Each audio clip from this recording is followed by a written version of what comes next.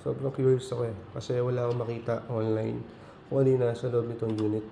Kaya nag-decide akong bumili sa Shopee, then buksan na lang ng pang sarili. Diba? So, curious lang, kaya gusto kong makita yung loob. Actually, maraming mga nag-o-open or nag-tear down ng mga gadgets online.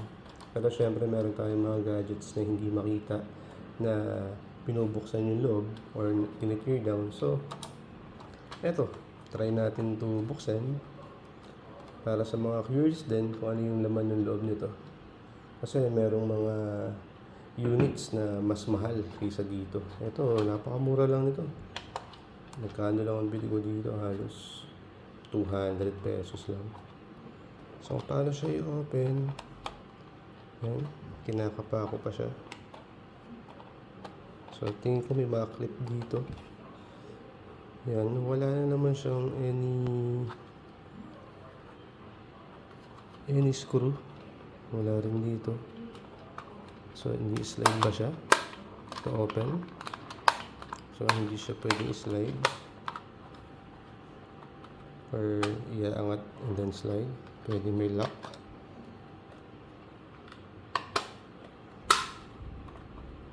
I-slide ko siya ng konti. Then angat. Siyempre, hindi natin pwede masira ito. Sayang pa rin, diba? Hindi ko pa nagagamit. So, straight from the Shopee. Binuksan ko na. So, possible. Hilahin muna natin yung volume. Ayan. So, tingnan ulit natin kung i-open na siya. So, etong mga volume pa ng knobs or control ng treble. Kailangan din natin hilahin para mabuksan natin totally. Madali lang naman ibalik yan. So, yan, umaangat na siya. Dito naman is naka-fix naman sila.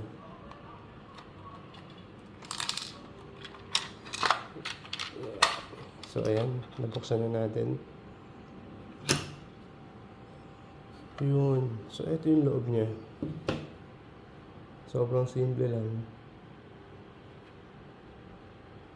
Then, kung mapupunan nyo, may battery sa loob. So, battery powered siya. Mukhang pwede nyo rin palitan na mas malaking battery. Ito kasi is maliit lang eh. So, this one, ayan, pwede ulit natin tignan natin or mabubuksan pa ba natin daw. Ano ba yung laman na nasa loob nito? Pero bago natin buksan to, disconnect muna natin yung battery.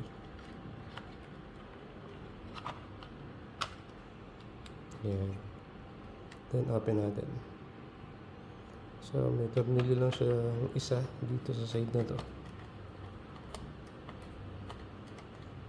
Ayan. Curious lang ako.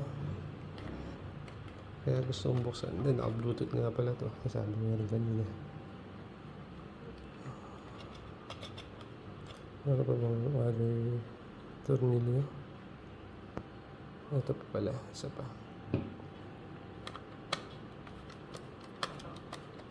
First time kong nag-tear down na binidyo. Siyempre, may mga tear down na rin ako dati. Pero hindi ko binibidyo eh. Ngayon, ito. This is my first time. So, ito yung laman niya. Diba?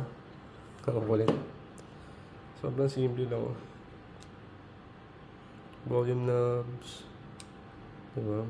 Mga controls. Galing. Nakakatawa. So, ito yung dynamic mic, condenser mic. Then yung mga saksakan is micro USB pa.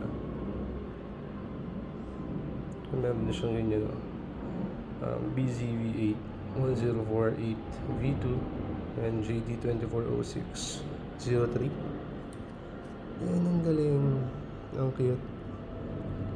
So, ang galing, diba? So, yan, pwede nyong i-check sa mga bibili dyan through Shopee. Mura lang to. Lagay din ako ng link. if ever. Pero hindi naman to sponsored video eh. So, ayun lang. So, sa susunod ulit, yung mga hindi ko pa nakikita tear down sa online, sa YouTube, try natin i-tear down. Thank you for watching.